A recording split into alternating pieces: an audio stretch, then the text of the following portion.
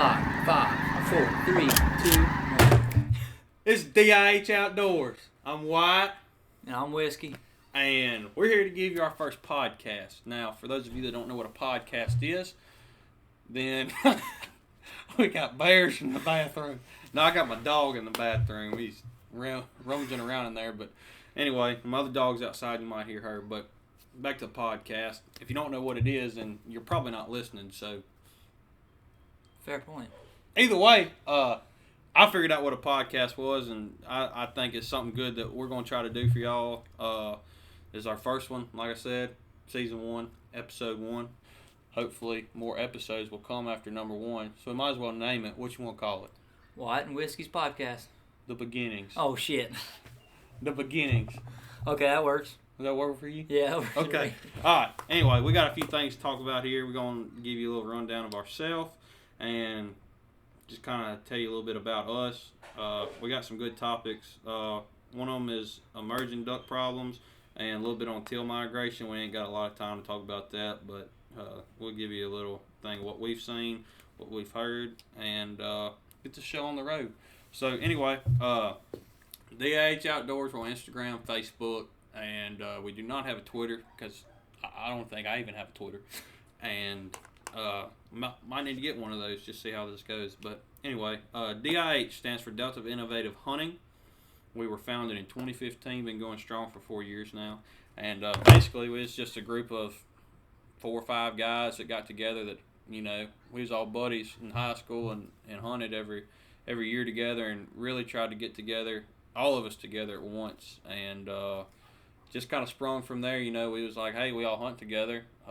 You know, we kill ducks kind of, and, you know, why not try to make something out of it? So we've been doing this for a while, had a, you know, Instagram page, and just kind of took off from there. And we picked Whiskey up here once I got to college, and we got to know one another and got a few more people that really fit the group and that I think we can go somewhere with. Mm-hmm. And anyway, a little bit about us. Like I said, we're just a small group, and our goal, really, I guess, behind it, if you was to ask me what our goal is, would be to give you good, raw, true material from a bunch of just middle-class people. Mm-hmm. Because, let's be honest, if you look at the duck hunting lists of folks, and if you was to look at, I guess, the income bracket they were in, the majority of the people, probably 90%, 80-90% would be middle class to lower class folks like ourselves.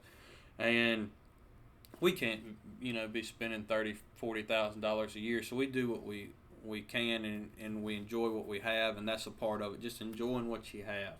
And that'll come a little bit more on a topic here in a minute. But we want to show you how we do it, and hopefully, we're not saying it's the right way, but hopefully you can take something from it and improve your tactics, your hunting skills, and maybe we say something that means something to somebody. You know, you never know. Mm-hmm. So we just giving our 2 cents, and glad you're listening if you are. It's going to be about, let's see, 10 more minutes if you got it. So let's get the show on the road. If you want to read off the topics real quick that we got here. So, emerging duck problems we got going on here. You know, a lot of people... Oh, wait. What? I forgot. Today is September the 12th, Thursday. I said I was going to read off the date of everyone. But yesterday was 9/11, and we pay our respects to those families, and our prayers go out to all those that were involved. And anyway, just wanted to put that in there, so go ahead. So, under emerging duck problems, you know, we got quite a bit of things that do go wrong in duck hunting. Not wrong, but some things that could change and it would help us out, you know. Comparison to others, you know, I'm sure you know what that means. When you compare yourself to other hunters, it kind of steals the joy out of what you're doing. Because if you say, well, these guys killed, you know, 40 ducks yesterday. Well, we only killed 6. Well, then what's the point in going out tomorrow if I'm just going to kill 4 or 5 and everybody else is going to, you know, murder them over there? It's a hard thing not to do. Yeah, it really is. I've been guilty. Last year was one of the hardest years because it was, I mean, not a very good year. Every year's a good year that we get to hunt, but as far as the numbers go, I mean, it just wasn't a good year and very discouraging. Me and you spent hours upon hours just scouting and looking, and as soon as we thought we found the X, we missed it by a day, Yep.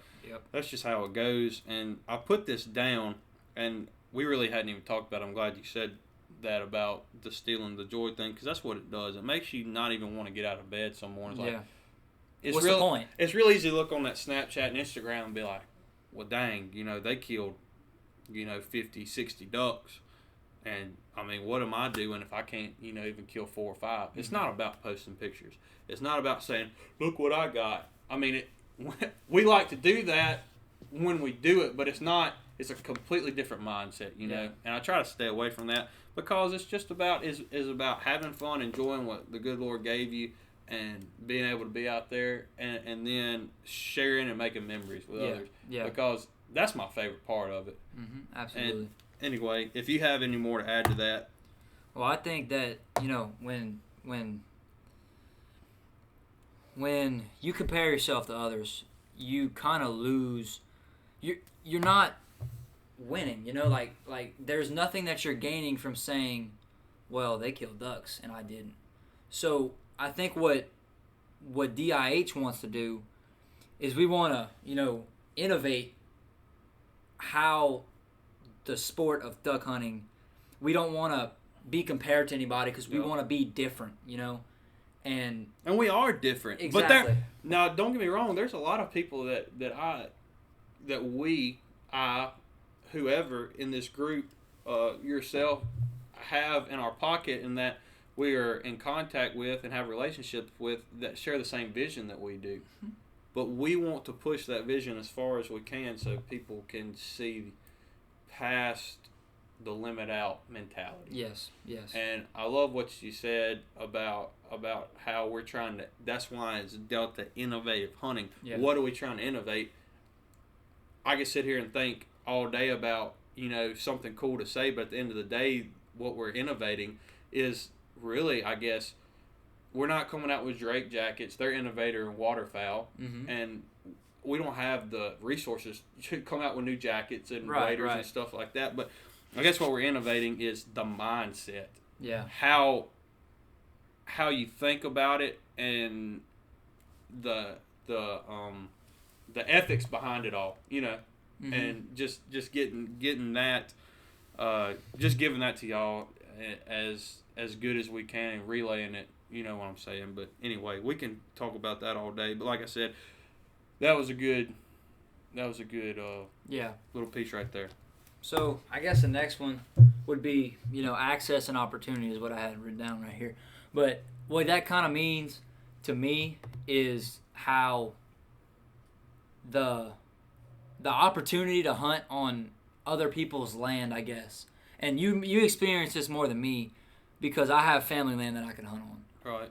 That I've been hunting on since I was 12, But you kind of had to hunt public land and ask people if they want to go hunting, if you would allow me to go hunting. Right. So I'm sure you have more to say on this than me. Right, okay, and I'll join in on that. So as far as my experience with this, I've been granted access maybe once my whole life. Knocking on a door and say, hey, can I hunt? Now, that's not the only door I've knocked on.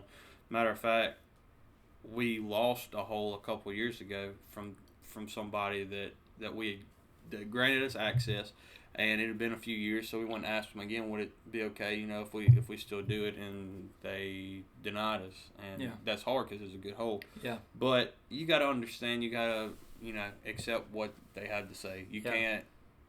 I mean, it's real easy to say we'll go hunt it, and then ask forgiveness instead of permission. But that. Then you get into the whole, what the next topic is about the people that think they can just run over other people, and I don't like that mentality, and so you're not able to hunt like you used to. I talked to my dad and my papa, and they weren't big waterfowl hunters. I've only been hunting ducks for about 10 years because they weren't into it. But they used to tell me just stories of people calling people, hey man, y'all come shoot these ducks and geese off my field. And it's not like that anymore, and we have to adapt to that, and that's why it's in the emerging problems, because it's changing. It's getting worse and worse every year, and so I guess solution to that would be, if you are a landowner and you're watching this and you're thinking about, letting somebody hunt your land, please do it. Now, if you think it's some skeptical people, you might think we're skeptical or sketchy, whatever. That are going to mess up, your land. I mean, obviously, that's the biggest reason why they don't want you to do it. Right. But I guess what I'm saying is, take the chance, I mean, if they're not going to hurt anything. You might make connections later down the road. You never know. And you might make somebody's day for the rest of their life. Yeah. Just that one time. And if it don't work out, then it don't work out. But to a duck hunter, to all those watching, my advice would to be, don't be afraid to knock. Don't be afraid. Don't be afraid to ask, because you never know what they're going to say. Mm-hmm. All right. I guess going on to the next one would be habitat loss, and that's probably the biggest thing that I can think of that is an emerging problem in duck hunting. Because I guess I could tell you a little bit more about this than Wyatt can. I'm from South Louisiana, as he said earlier, or I don't know if you said it earlier or not, but I'm from Lafayette. But he's from South Louisiana. I'm from South Louisiana. I'm from around Lafayette. I'm from a little town called Scott, and my grandpa has land about 15 minutes west of there in Crowley, and I've seen it go, from all rice, from nothing but rice, to, slowly going more sugarcane and more sugarcane, and then with that, less and less ducks coming. There's the same amount of ducks. They just don't land in sugarcane because there's nothing from to eat. Right, you can't eat sugarcane. You can't. I mean, it doesn't produce seed head or nothing like that. Exactly. So right. that's what they eat. They eat seed heads in the water, and I mean, you can't do that in sugarcane.